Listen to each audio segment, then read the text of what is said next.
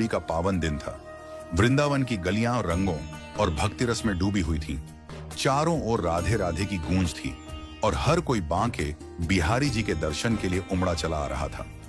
मथुरा में रहने वाले कन्हैया जी, जो बांके बिहारी जी के परम भक्त थे, इस दिन अपनी पत्नी और 5 साल की बेटी के साथ वृंदावन आए थे।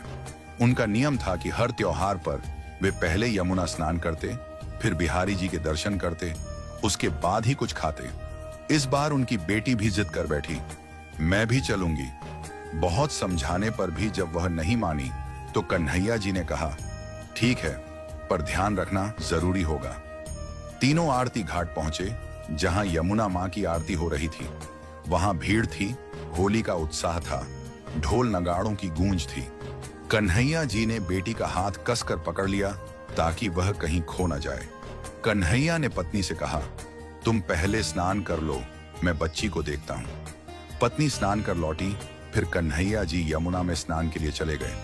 इतने में पत्नी दीप जलाकर यमुना मां की पूजा करने लगी और वहीं उनकी बेटी खेलते खेलते यमुना की ओर बढ़ गई। धीरे धीरे वह गहराई में चली गई और डूबने लगी। कुछ ही क्षणों में एक चीख सुनाई दी, मेरी बेटी! पत्नी की चीख ने घाट पर सबका ध्यान खींच लिया।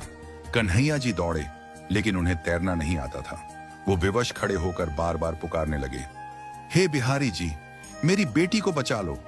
तभी भीड़ को चीरता हुआ एक 16 से 17 साल का सुंदर तेजस्वी बालक दौड़ता हुआ आया और बिना कुछ कहे सीधे यमुना में कूद गया।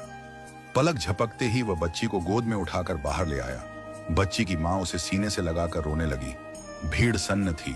कन्हैया जी उस बालक को देख रहे थे। उसके नेत्रों में गहराई थी, चाल में मोहकता और मुख पर दिव्य तेज। पर तभी वह बालक मुस्कुराया और यमुना में डुबकी लगाकर अदृश्य हो गया। काफी देर तक कन्हैया उसे खोजते रहे, पर वह न लौटा। तभी कन्हैया जी के आंसू बह निकले। उनका हृदय चीखकर कह रहा था, वो कोई सामान्य बालक नहीं था, वो स्वयं श्री बांके बिहारी जी थे, जो मेरी पुकार सुनकर आए थे। कन्हैया जी तुरंत पूरे परिवार सहित बिहारी जी के मंदिर पहुंचे, चरणों में गिर पड़े और बार बार धन्यवाद देने लगे। इस चमत्कार की चर्चा कुछ ही दिनों में पूरे वृंदावन में फैल गई। आज भी लोग कहते हैं, अगर श्रद्धा सच्ची हो तो वृंदावन बिहारी आज भी दौड़े चले आते हैं। जय श्री राधे, जय श्री बांके बिहारी लाल की। आपको हमारी ये भावनात्मक कहानी कैसी लगी, कमेंट करके जरूर बताएं। और अगर वीडियो अच्छी लगी है तो वीडियो को ज्यादा से ज्यादा लाइक करें और शेयर करें। और ऐसी ही भावनात्मक कहानियां सुनने के लिए हमारे चैनल को सब्सक्राइब अवश्य करें।